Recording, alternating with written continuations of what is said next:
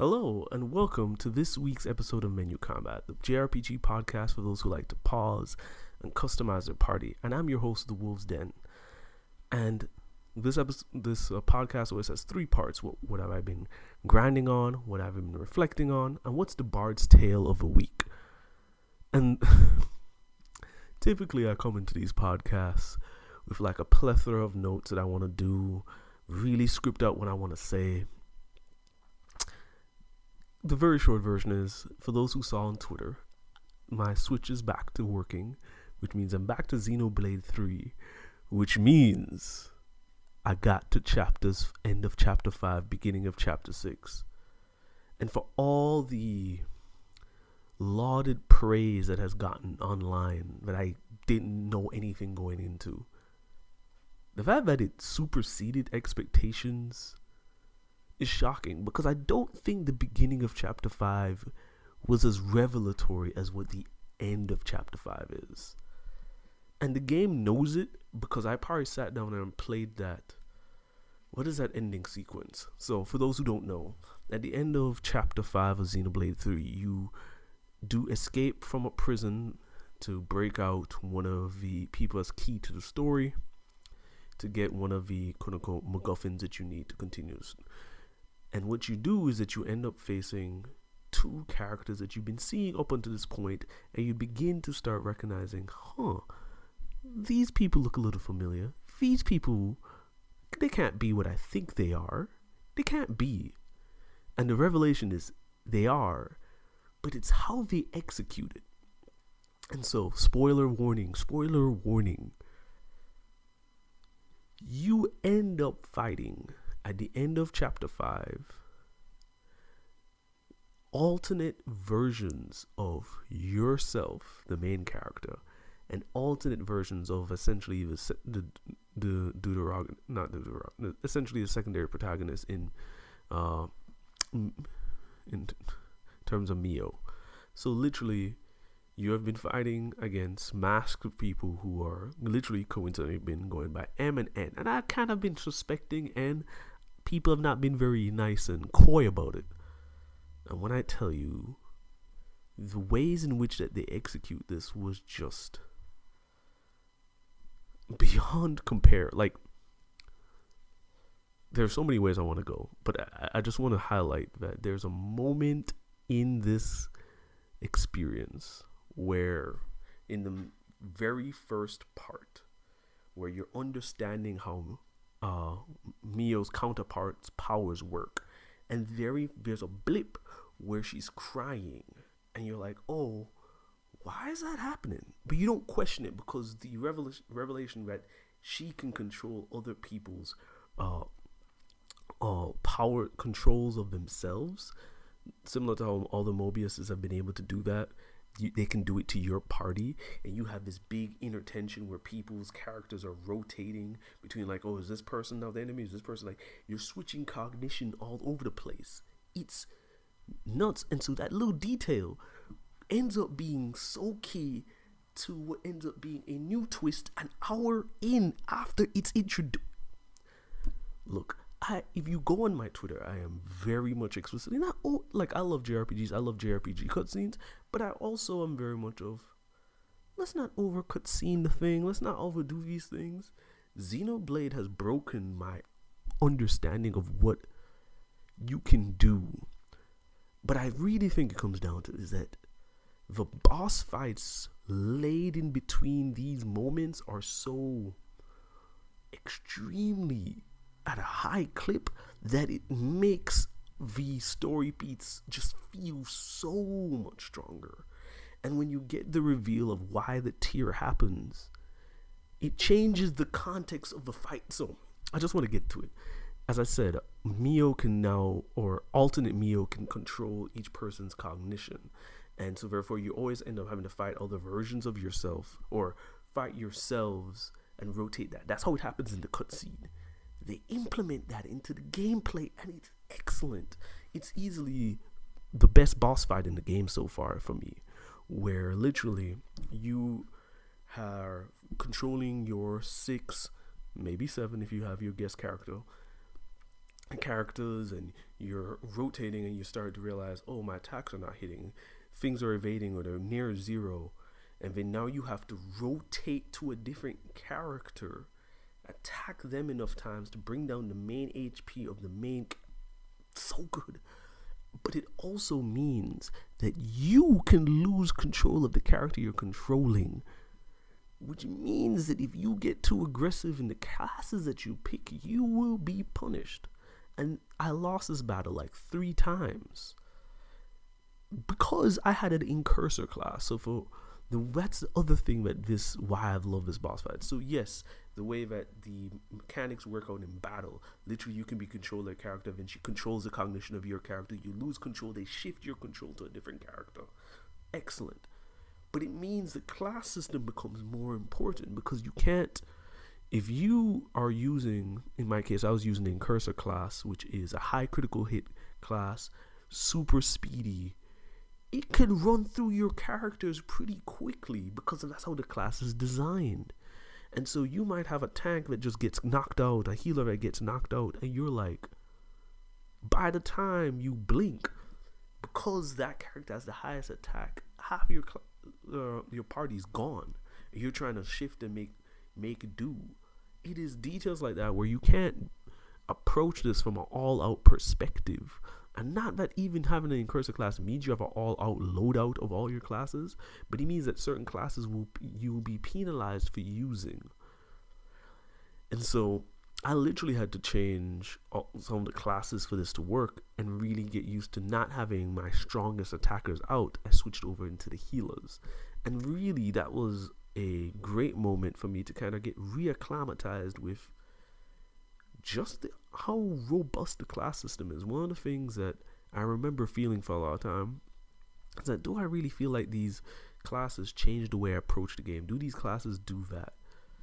And I think really going back and playing the Medic Gutter and using it as my lead class, and how I changed my mind about how am I approaching this battle, I was like, oh no, this is really well thought out.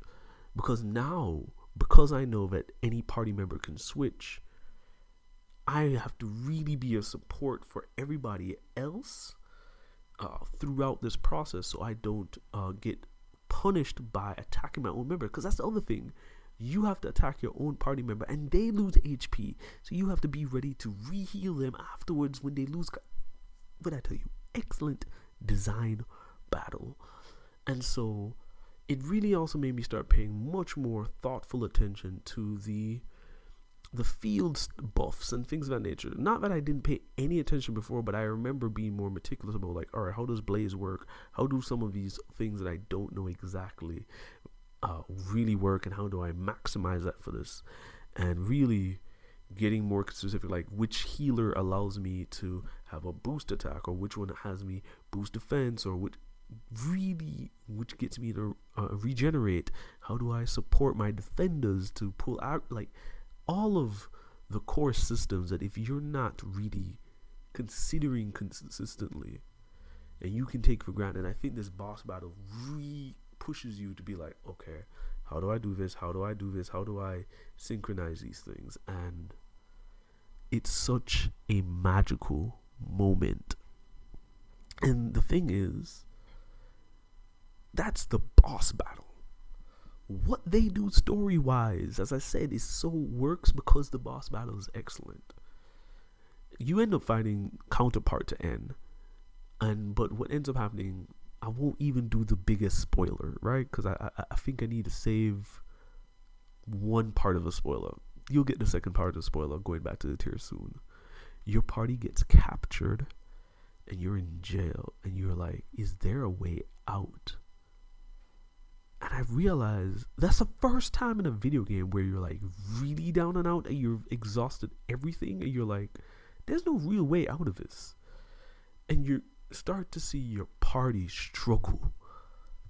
Oh my gosh, is it beautiful. There's a moment where the game opens and you're in the jail cell of your party members, except the main one that they're going to kill. And they're like, hey, go forward, press A to interact. You shake the jail cell. You're like, okay. And then You're like, in order to proceed the story, keep going straight. And you're like, what can I do? All right, shake the jail cell again. And you're like, the main character's getting more frustrated. You're like, what's going on?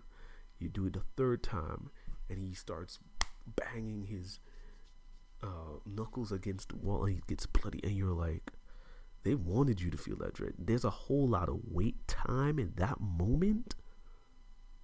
Oh, and it's just excruciating. And it's excruciating when the other party members in the other jail cell and they're talking to one another, and there's some subtleties, like, again, spoilers alert, Mio's in the other jail cell, and she and Noah have this real heart-to-heart about the times they've had together, where they're going, and just this acceptance. You're like, man, she's at a different space. Why? And they highlight small different things that highlight their relationship potentially has changed. First time I've heard a confession of love very explicitly. She calls Noah by his name for the first time, and it's just like this beautiful moment. There's a moment where they break out in the song, and she's looking outside in the moonlight through the jail cell wall. It's just, I'm just recapping bar for bar what happens. It's a long cutscene. It's a long build up. They literally carry you all the way out, and you're like, man, this is really gonna happen. Is she really gonna die? And so you get to the point where they are gonna execute her in front of you. Everyone's jailed up in chains, and you're like, is this really gonna happen? Is this really it? It keeps going and going, and then you see the kill, and you're like, shoot, this is it. No one came to save. Nothing changed. And you're heartbroken, because the thing that they do is that they try to get Noah to off-see her, which is just cruel punishment to ask him to do that, given that's technically his job and her job. The emotions are just palpable. And I don't think any of the words I'm doing now convey justice. But what I think is fascinating, and this is where I say two reveals will be highlighted here. The first reveal is, as I mentioned earlier, N is another version of Noah. Now you get the real answer of what that means. And it changes the tone of Noah's actual response here, and it changes the tone of Mio jail cell experience. The Noah that exists in the game that you play as a protagonist is the leftover will of a choice that he should have made. See, the Noah that's our villain is basically trying to keep this time stasis between he and his wife together forever, because his wife dies before him, and he ends up dying and leaving his child behind, and it's this painful memory, and he's like, I will choose again, I will do something again. And he goes through these different lived experiences, and he realizes this is what always happens, that she dies before him, and he's like, I will make a choice to freeze, cryostasis the world in a way so I get to always live with her. And what you realize, in addition to that, figure out that therefore the Noah that you're playing as is a version that doesn't make that choice, is that it makes you feel differently about him losing Mio, because ultimately he now has to deal with the fact that there's a point where she will die, and he has to own that. And because he no longer wants to become the other version of himself, he has to reckon with that. And so when he loses Mio at that time, you're like, shoot, well, maybe he has to take that L and hold it, because that part of the game is telling you to move on with time. But they pull a second the second reveal is that both Mios changed, and therefore the Mio in the jail cell is the one that's been stuck in this time warp, and therefore she is now speaking out of love because she gets to move on and break out of it. Magnificent stuff. Like, when I tell you that this change in tone, change in approach, this it's I've been trying to figure out ways to convey of how excellently executed this is, and I don't think I've done it justice here. But I have to say that the ways in which folks have talked about these chapters live up, because what I'm not even getting at is that what is clearly a story moment for Mio and Noah, and this idea of going back to the thesis of the game about how do you want to use time, letting go with time, and there's this emphasis that Noah highlights in remembering people's deaths, and there's a smile, and he uses the word content and the acceptance of life being ephemeral, but it should be under the guise of choice versus the guise of forced systems that cause people to mine out each other and not to live.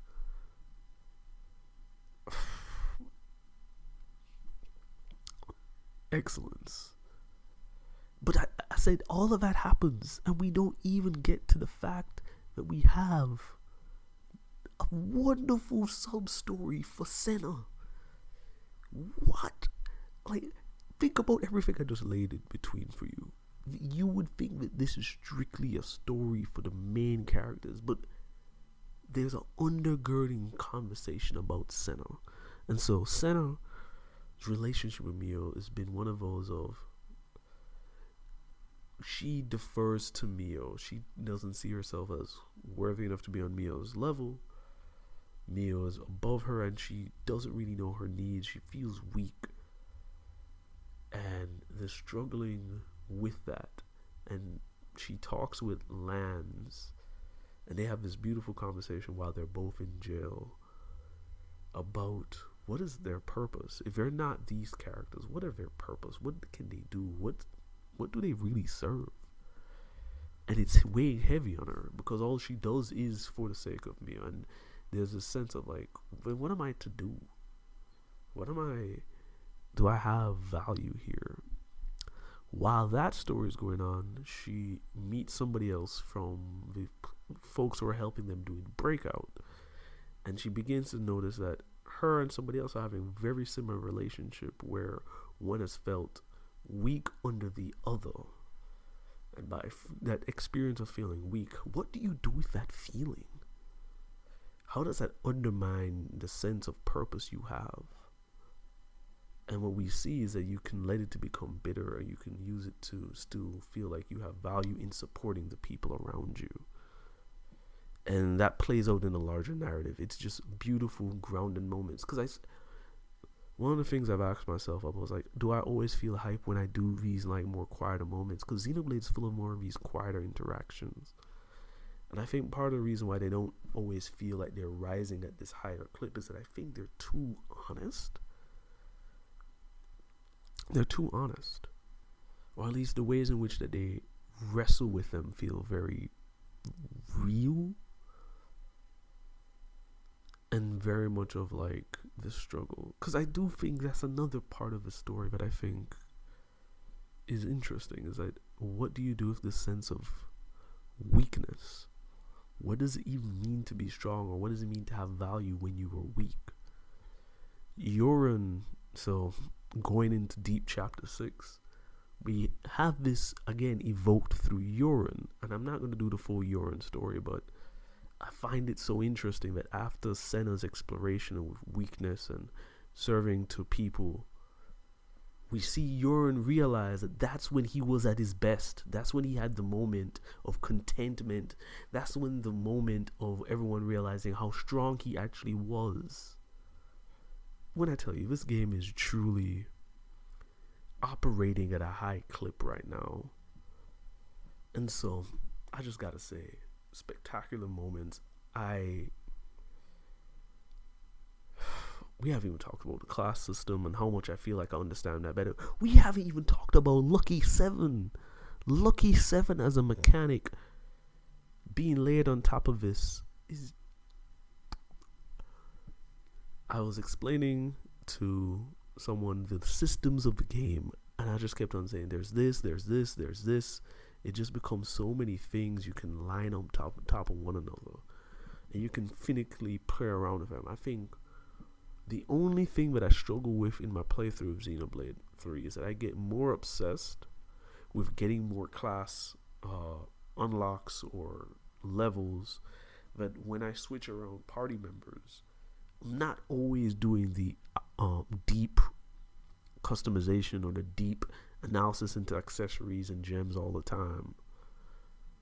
And I can't tell if that's a good or a bad thing, because I do change my strategies in key boss fights or key moments, because then I'm like, oh, I'm losing in this way, I need to consider this, I need to do that.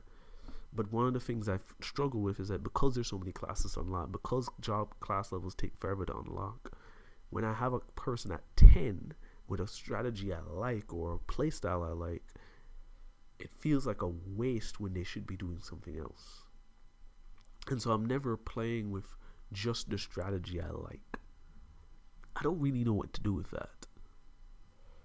But I just think I've grown when I do go into the customization or go into that, where I'm like, for example, some of the small feats, I've been using Senna as a martial artist and being able to have some of her subclasses have power charge and high crit rates, change how you normally, like, it's those things where when you are in the weeds of like getting into meticulous things, and those can change your strategy. It's just the last thing I want to say about this game, because I could keep going on and you can tell that I've been passionate about it, is just this conversation of how different colonies operate. So to get all the jobs, you kind of 3 different colonies, and I've heard folks critique that they don't like that it's kind of repetitive in that sense, but every colony lives different. Every colony has a different way of being. Like for example, I think her name is Alexandria. She is one of the new defense classes. You meet her and she's literally fighting against her own colony members, and you think that colony members have been taken over by the Mobius, but that's not what happened. They just like to fight, like, and there's a thrill in fight. There's a passion of it. And when she and Uni get into this argument, Uni can't understand because people are dying, and there's a tragedy around death. How could you find this honorable? How could you find this passionate? How could you get excited about this? But it's this sense of, do you live to fight? Do you fight to live? And this emphasis on, I don't really value fighting to live, but I do live to fight. And that's a different tone. And that idea of making that choice on their own terms, and that's what actually invigorates them as a people. Like, that colony being vastly different from the colony where Mobius Y did the experiments that resurrected bodies in different ways, or that being vastly different than the colony with the signifier Fiona, where you learn something slightly different about the Mobius relationship with human beings. Like, there is no colony that lives twice about the way that they see and approach life to be, which is kind of the beauty here, right? For all of the critiques of these colonies either look similar in terms of the housing or the the issues around the format to unlock these job classes and breaking the flame clocks. When you wrestle with the way that these people live, it's never the same twice. And that is a remarkable thing. I will just say this. I'm not doing every Ascension quest. I just don't have the time. I've told myself I have to finish Xenoblade before I get back to work. And so, for many of those who are excited for me to eventually tell stories of all the side quests, it ain't gonna happen right now. Maybe in a future playthrough, or maybe after post game. But for now, I wanted just to gush. I think I mentioned a few episodes ago about like why this game has been important to me. I put it on hold to finish some key major aspects of my work, and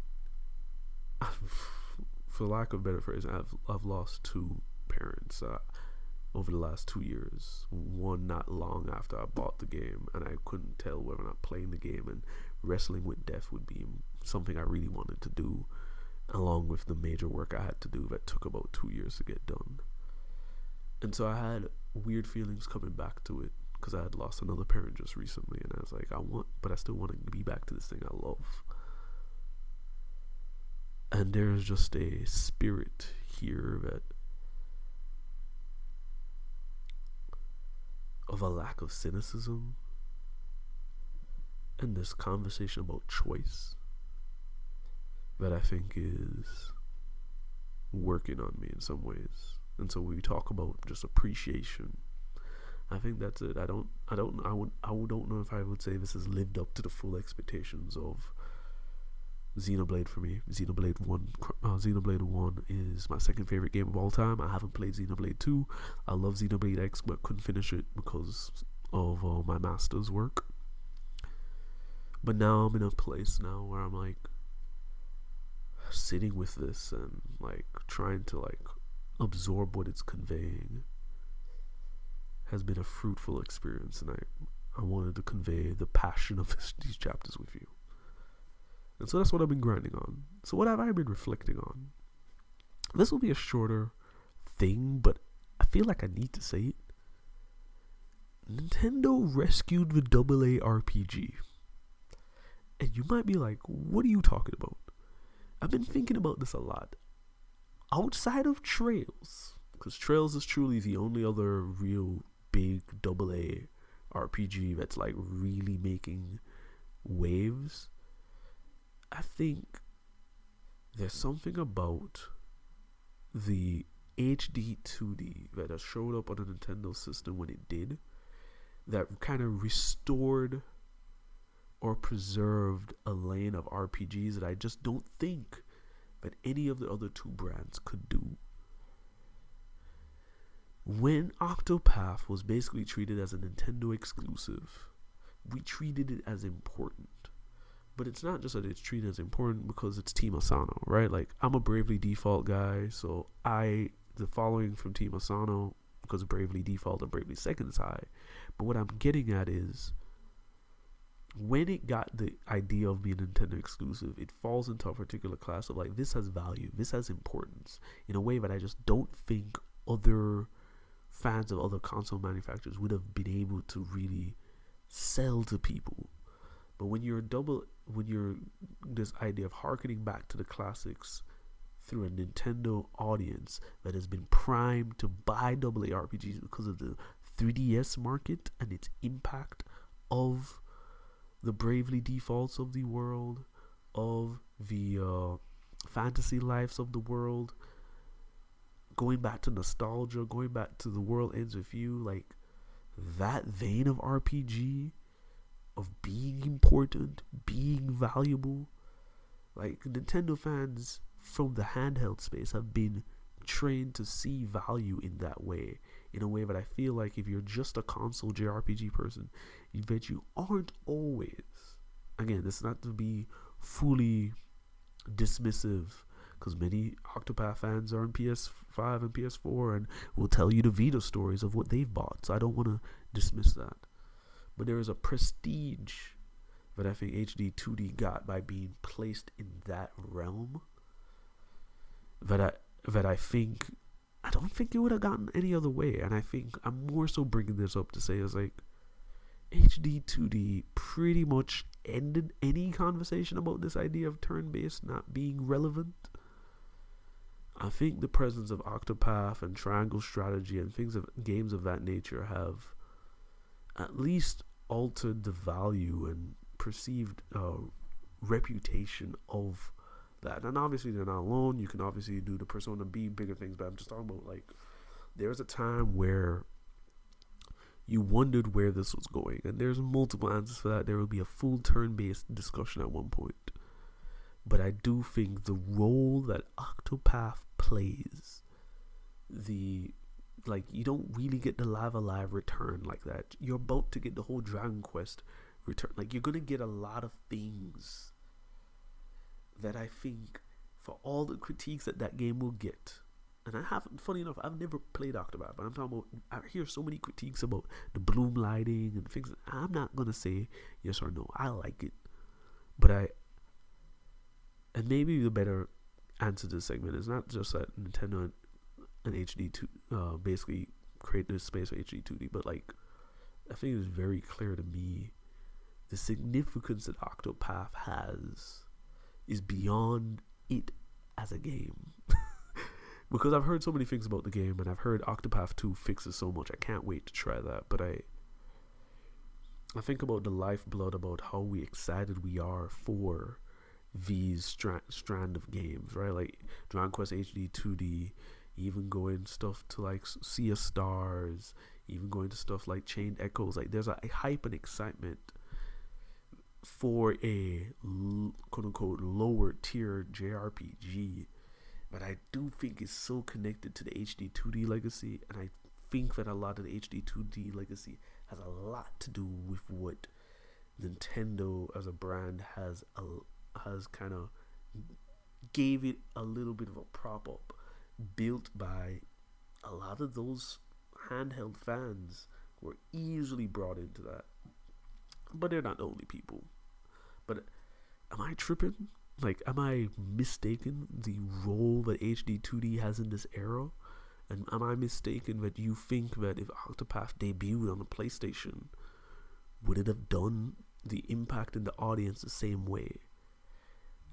My last piece why I question that is that I do think Nintendo fans, and I'm not talking about like the stereotypical Nintendo fans, I'm talking about folks who just buy the console, have a more willing and openness to older games and older gameplay styles, and not easily dismissive of them.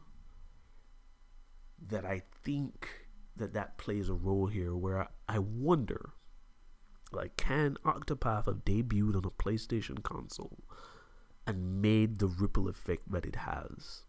Not to say it couldn't. It's just I wonder.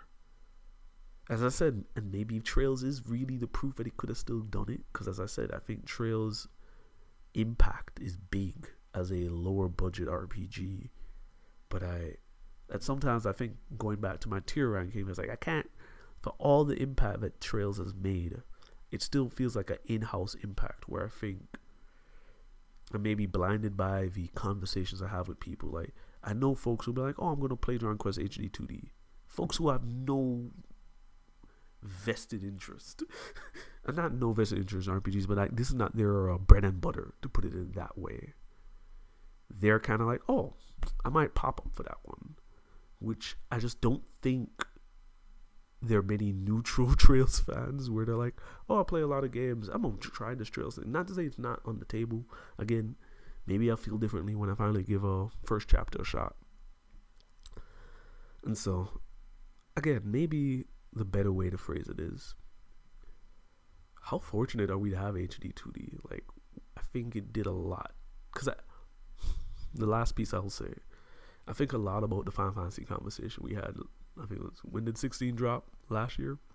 And it was messy, and I realized a lot of folks are trapped in a previous era during like 2014 where they really felt like a dearth of JRPGs that were turn-based.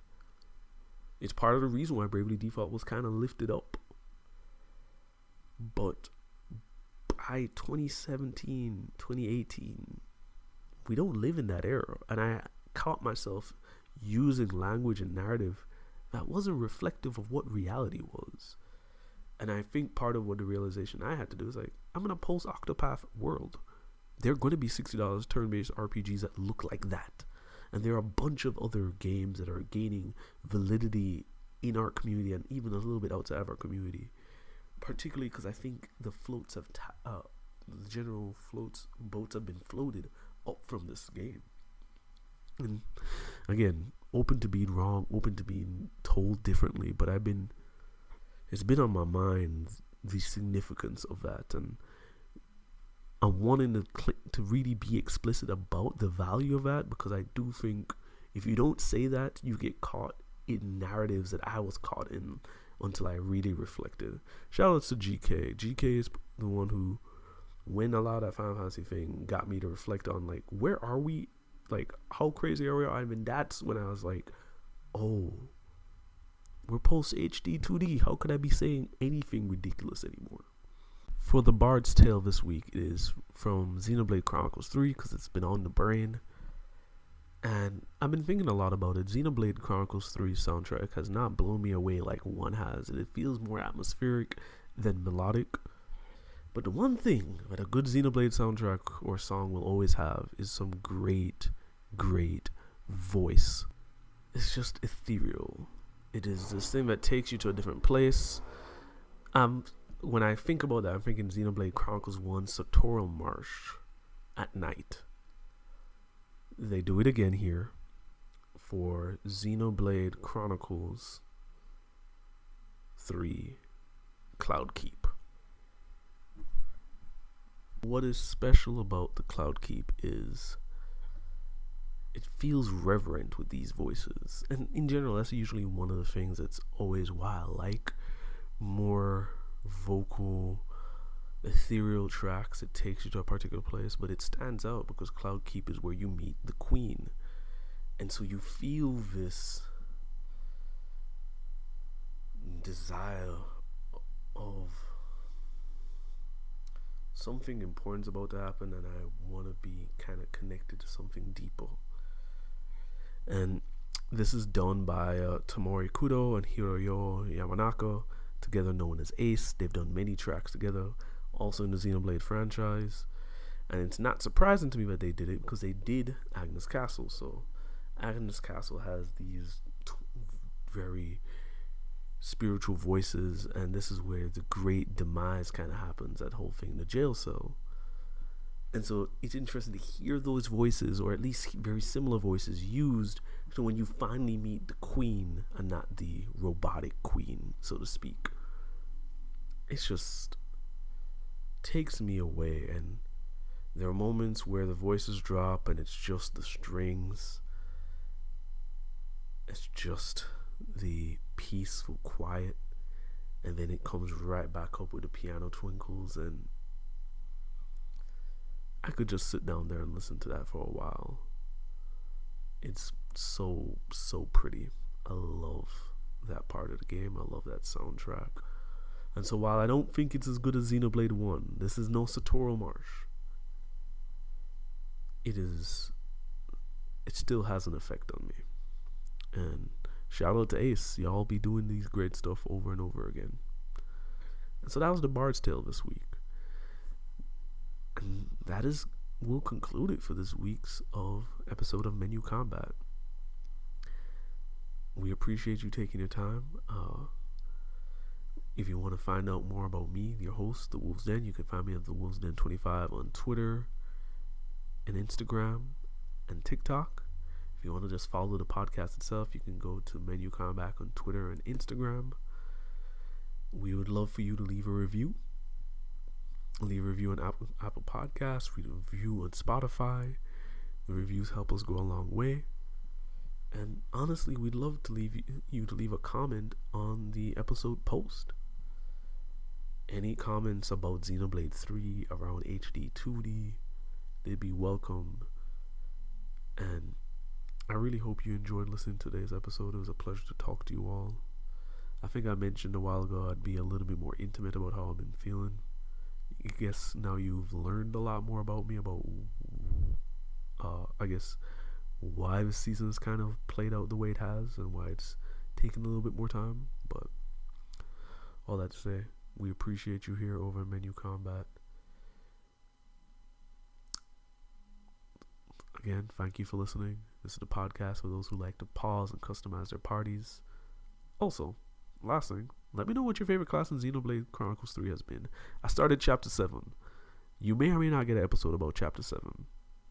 But just want to let y'all know. Peace.